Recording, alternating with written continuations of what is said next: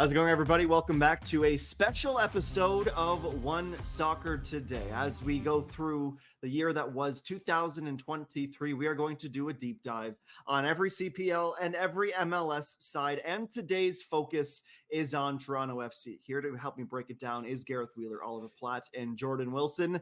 Let's go over some facts, gentlemen, because there are a few things that TFC supporters would like to forget. Let's go over the highlights or the lowlights, depending on how you want to look at it. 15th in the Eastern Conference, 29th, that's last overall, with the club record low of 22 points from 34 games and a quarterfinal exit in the Canadian Championship against CF Montreal. Let's maybe start this off with grades. We love letter grades on this show. I've called them Professor Platt in the past. I'm going to let him stew on it, but I want to get Gareth Wheeler's take first on a season grade for TFC. All right. I wrote it out. It's going to come as a big surprise to many of you. F. I do have the T. The F. They put the F in TFC, and it had nothing to do with football. Let's be honest. Just enjoy that, ladies and gentlemen. The season couldn't have gone much worse. I was at the introductory press conference at the start of the season. Bob Bradley said that this was going to be a good team, that they wanted to target, bring in more experienced players into this group, and it absolutely didn't work out. The manager lost his job. It was a season of great instability. But just look at the recruitment. Let's start there. The recruitment coming into the season.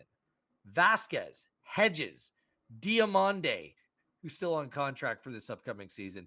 Petretta through 2025. Sean Johnson, Rosted, who's under contract through 2025. They traded for Cervania. They signed Gutierrez.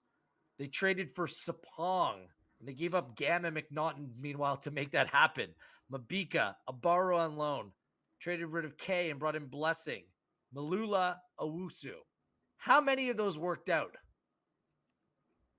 Zero. Everyone hold up your sheets. Zero. Meanwhile, they were unable to keep Lorea, which was a stated goal. It didn't work out with Akinola. Bob Bradley was fired on June 26th with 3 wins over that span in MLS play. Post Bob Bradley, it got even worse. 1 win, 0 draws, and 15 losses in all competitions coming home. 8 goals scored, 39 conceded, and they were shut out 12 times out of 16. Like, you cannot get much worse than that. I don't think you can get worse. Last place in Major League Soccer, a season where they believed that they were going to be contenders. Look, I never bought in to start the season. I thought that they would miss the playoffs. I believe my official prediction was 10th in the Eastern Conference. But for things to go as bad as they did, scathing reports in The Athletic, 2 designated players who were disinterested or real non-factors. Guys, this season was an absolute disaster. I'd be shocked if anyone gave them anything other than an F. I love how we start the highlight pack. Not only is it 2-0 in the 56th minute, but the shots are 12-3. I almost forgot about that one from Charlotte. They all seem to blend together. Ollie, let's see your big reveal. Are you agreeing with an F?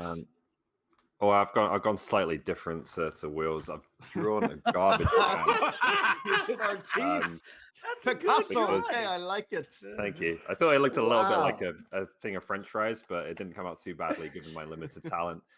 Because the season was garbage. It was a disaster for TFC, and just an unbelievable situation to find yourself in for a club that hired one of the most experienced, accomplished coaches in North American soccer history, spent millions of dollars to bring 2 European Championship winning players from Italy to the club, held a party to welcome in the streets to welcome one of those players, spent quite a bit in MLS terms, at least, putting a lot of experienced players around those 2 Italians, and then won 4 games in the league all season long and finished in last place in the Eastern Conference and last in MLS. It's an unbelievable level of failure, I think, in that club. And maybe the strangest part of it all, or I don't know if you can say that given all of the different choices you have there, is that in the middle of the season, after all kinds of turmoil off the pitch, the Athletic story that Gareth mentioned, and Bernadeschi coming out and calling out the coach, they fire Bob Bradley and then seemingly just give up on the season. And it's over halfway through, going into a run that was just almost unprecedented, I think, in terms of how abject it was coming down the stretch with their record in the last 16 games. So it can't get worse than this, surely. when you bring in players like this, spend money like this, and have the results that Toronto FC have, I think it has to be considered the worst season in MLS history by any club relative to the expectations they entered it with. Jordan, I was going to give you a minute to see if you'd scribble something new and try and one up the rubbish bin. What do you have for us today? No, I think it's pretty on point with everything that's been going on today. But I gave I had to give an F plus because I've gotten a few Fs in my life. I've never gotten an F plus, but it's something different. This is a whole different score and grading because I was talking with Wheels. I personally don't see many, if any, silver linings from the season. Only the fact that it's over. For a TFC fan, we said in the beginning of the season that their team was imbalanced in terms of a lot of older heads.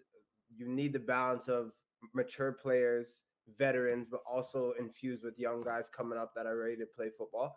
TFC, they were imbalanced, but they just didn't even have heart this year. They name a game where they really fought and they came together. There's maybe 2 or 3 I could think of. They had no heart throughout the whole year. And we talk about Bob Bradley leaving, and he basically just gave up on the season. Any coach could come into this squad and the result would have been the same in terms of how this team was looking. So they get an F plus for me. I guess the beauty part about it is going into 2024, you start fresh. And hopefully they can turn it around. But looking at this squad, this is just not a year. Do you? Yeah, fresh. We'll get into that. Air quotes. Fresh. We'll fresh. get into that. But we'll get into that in a bit. Yeah, before we move on, if everyone can hold up their letter grades again, I'm going to give a gift for the viewer here. Meme these at your peril. Let's go. There we go. Fantastic. Thank you for that, gentlemen. To the star performer, Jordan Wilson. And I'm glad you came back on the screen first because you are our star performer on this show. You have to pick one of the season that didn't have much to celebrate. But if you were to give the nod to one, who would it be and why? It's a bit complex because I think the player that I have to give it to, I only played 2/3 of the season for TFC and I went to Vancouver Whitecaps. So Richie Larea for me with the 4 assists, the way that he was consistent, he was the bright light, and it's a guy that the club no longer has. Wheels alluded to it that maybe they fought to maybe keep him or maybe didn't fight hard enough. However that looks, it was always a situation where it came down to could you afford him? But he's a huge loss. But I thought for the majority of the season, when they need someone to be consistent, I think Richie Larea was that guy. So it's a shame to see him on the West Coast because for me, he was the bright light this season. He was the red that kept performing. And yeah, I don't think there's another name that could really compare to him for this TFC side for 2023. But Gareth even agree that, or going a different direction? Well, even that situation, like there was zero communication. Like he went off to the Gold Cup and then he was just gone because his loan had expired and it wasn't even communicated in a proper way. Like people down at BMO Field were asked, where's Larea? I'm like, well, I had to explain it to like it was just it wasn't handled very well. I'll build off of a couple. I think there are 2 players who were positives this season. Kobe Franklin emerged from the academy and played the second most minutes in the team and shows that he can play at this level, wasn't out of place. So there's going to be a role for a player like Kobe Franklin. Thought he was good. And DeAndre Kerr, 5 goals, joint most for TFC. He had the same amount of goals as Bernadeschi and played about 1,400 less minutes.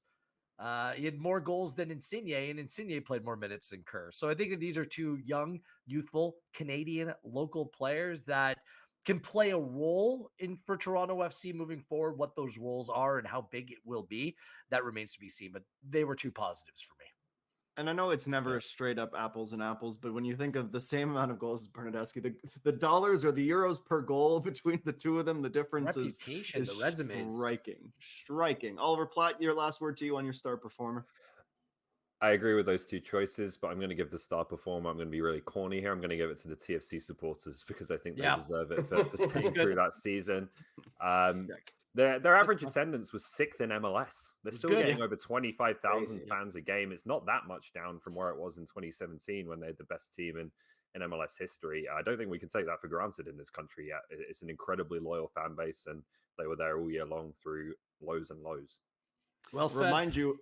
Agreed. First of all, yes, 100% to the supporters. They deserve it for sticking out through that mess. I will remind you all that we have 5 minutes left. We're trying to keep these to 15 minutes. And with that, I'm going to ask you, Oliver Platt, who or what was your biggest disappointment this season? Well, obviously you could pick both Italians. I think it has to be Lorenzo Insigne specifically. This is the guy on the biggest ticket. This is the guy with the biggest reputation. I don't know exactly what the problem is. He was pretty mediocre by designated player standards, even when he did play 4 goals and 4 assists in 20 games. You expect better than that from a player of his caliber, of his history, and in European club football. But there was all kinds of injury problems. He comes out at the end of the season saying he'll give 300% next year. Or what happened this year? It wasn't clear. He said publicly he had no problem with Bob Bradley. Behind the scenes, people said different things. Like, what are the root issues that are holding Lorenzo Insigne back? I don't think that's clear yet. I think he's almost certain to be here next season on that contract. I just don't see how they get rid of it. And they've got to find a way to get much more productivity out of him. Gareth Wheeler. Same thing.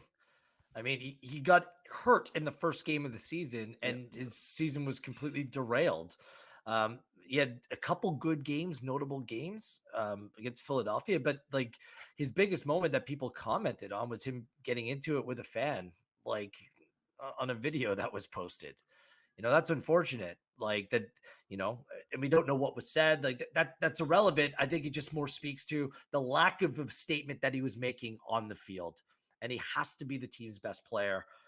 I don't think he was even anywhere close. Like set pieces, him and Bernardeschi. I mean, it's a tough one. I have nothing more to add. I mean, their play or lack of inspirational play speaks volumes. It says enough. Jordan Wilson, is this a clean sweep? Yeah, it is a clean sweep. And I don't want to kick him while he's down, but facts are facts. It's a player when you watch, and you guys know I'm a lover of the intangibles, right? Like helping people up and all these things that you see in the team. He seemed checked out for majority of the season. And me saying majority is me being nice as well. He seemed checked out a lot. So 300% he's talking about for 2024. I'm cool with just 100, brother. Just coming in and really, just giving to the fans. Like Toronto's a great city. Also the Italian connection. Like you're beloved.